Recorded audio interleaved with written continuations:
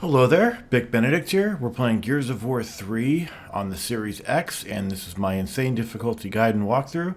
We're currently on Act 4-6. It is entitled Watery Grave. At the end of the last video, you may remember that I was speaking about this chapter, that it's an on-rails chapter, and you're going to be firing torpedoes. You don't have the ability to use the gun.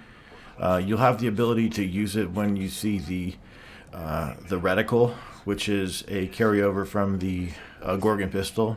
So you'll see the Gorgon pistol reticle, and then you'll be able to fire. And your damage is represented instead of like the cog omen that you normally see, the blood omen.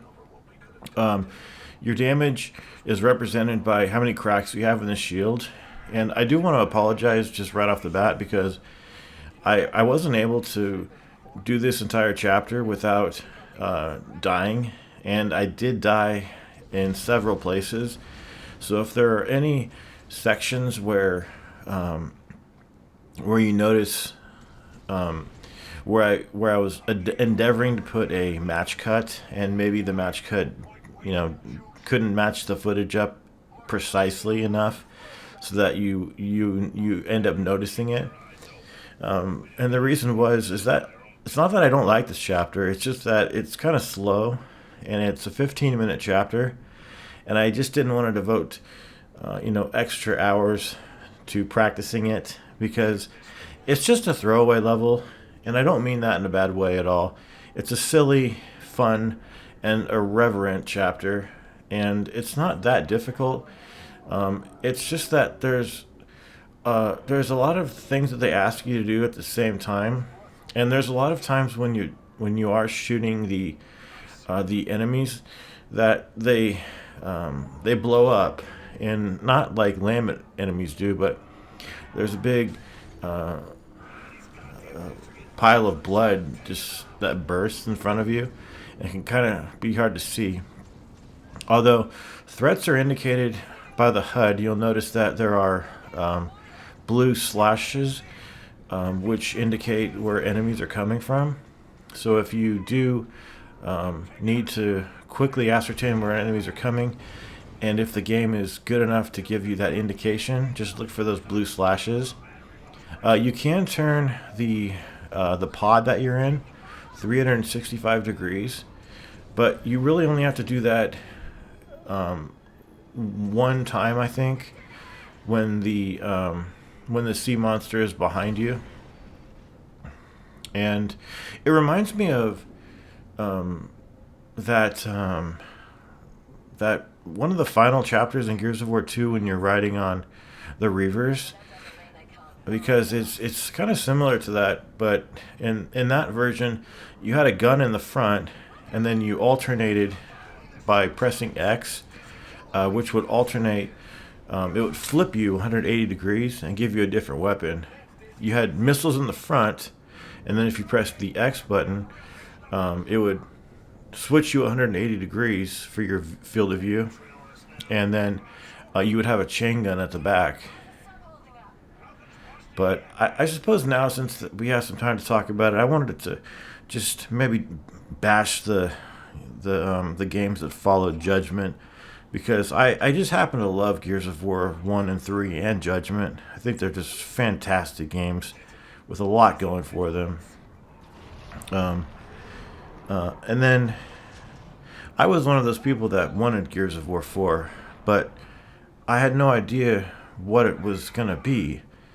I was just hoping for more of this type of game, and then what we got was a really safe game that was quite similar to this game, but it was quite boring at the same time. And then Gears 5 came along, and had to dare to be different in every respect and make you play as a female. I don't mind females. I like females. I like women, but I don't like my character to be a woman when the precedent for these games has always been you play as a man.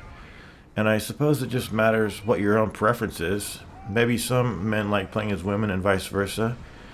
You know, who knows? But for me personally, I don't like playing as a woman, especially a woman named Kate that has the most annoying goddamn fucking voice to ever come out of a human mouth. And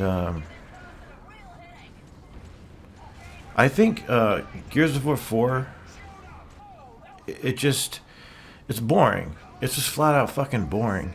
And then with Gears of War 5, they really showed their hand because they just, it seems like they do everything they possibly can to change things up.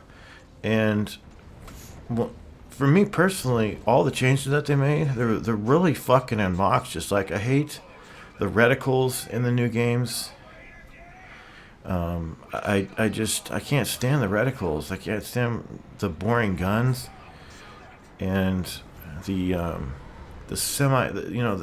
pseudo open worlds that Gears 5. Gears 5. They had to change the name too. You know, because it's not enough that they're revamping the whole series and making it stand on its head and be something completely different than it was, for the most part. Because there are a couple of chapters, or I guess I should say acts, in Gears 5, like the first and last act. They're traditional Gears games, but the chapters in the middle, acts 2 and 3. They had this pseudo open world capacity to them. Here, I think you have to shoot his tentacle. Shoot his tentacle and his mouth, just to be safe, though. And it's ambiguous, though, because your reticle doesn't turn red over his body. So I would just say err on the side of caution, and even if your reticle doesn't turn red, just shoot him anyway. So I was kind of confused about that. Why that's a thing that they do in this game, but yeah, had to dare to be different. What else? I was just playing, and the enemies are so boring. And the more I play those games, and I don't, but I just think to myself, you need to be careful what you ask for sometimes, I guess, in life, because you can get something that you really detest. And for me personally, I really got something that I detested. I don't know. I just don't know. They did too many different things. And I know that different doesn't necessarily mean that it's bad, but to me, it is definitely bad. I just shudder to think what the next installment's going to be. What do you think they're going to call it? Gears 6 or Gears of War 6? They already pretty much established that, they're going to be taking a lot of liberties. It's like they wouldn't tip their hand in the fourth game because they wanted to vouchsafe people's confidence and things like that. And then it's like, well, here's Gears 5, and this is what we really wanted to do from the outset. Oh, this part I should talk about because you have a turret down there that shoots the rockets, and it's kind of a catch-22 because you do need to shoot the turret, but you also need to shoot the rockets. The rockets are more dangerous, so it's gonna kind of come up to you. If you think you can destroy the turret first, by all means destroy that, and then go after the rockets. And then, vice versa. But you see the cooldown at the top right, represented by that white bar? You can cool it down like you would a normal turret by holding in the right bumper. But I personally don't mind this chapter at all. I really don't. But I do mind all the liberties they took in the fifth game and in the fourth game. It's just flat out not fun. It's not bad, but it's not fun. They, all that really needs to be done in any game is to just make it fun. And Gears of War 4 was just a rehash of a lot of things and introducing new enemies and just odd things. Having a knife. I didn't like the knife. I didn't like it at all. And the characters, it's just, you know a franchise is getting old when they have to have a new generation of characters because the ones that came before are getting too old. And I just don't like seeing old characters in games that have been around too long and, really should have been put out to stud a long time ago.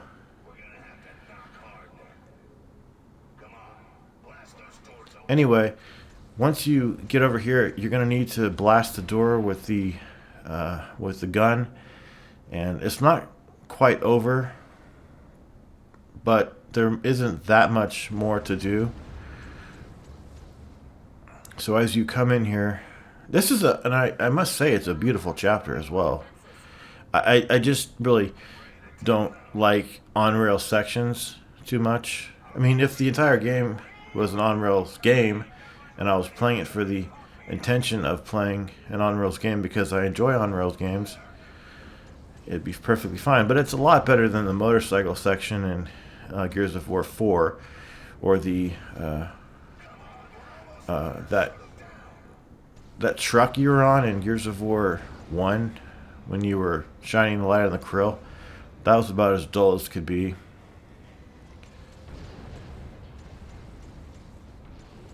And maybe in the next couple chapters I can talk about the final boss, because the final boss is utter shit. Has no redeeming qualities to it whatsoever. And it's the kind of thing that should be put out to stud, if anything. And we can compare it to maybe the Judgment final boss on Declassified, because I got a question recently about that. And I do feel that the Judgment final boss on Insane on Declassified, getting all the stars, is much more bullshit than the boss in this chapter. I'm sorry, in this game on Insane. But that by no means does that mean that the final boss in this game is not utter fucking dog shit. By no means does it mean that. I will see you in the final act. Until we see each other again, please take care.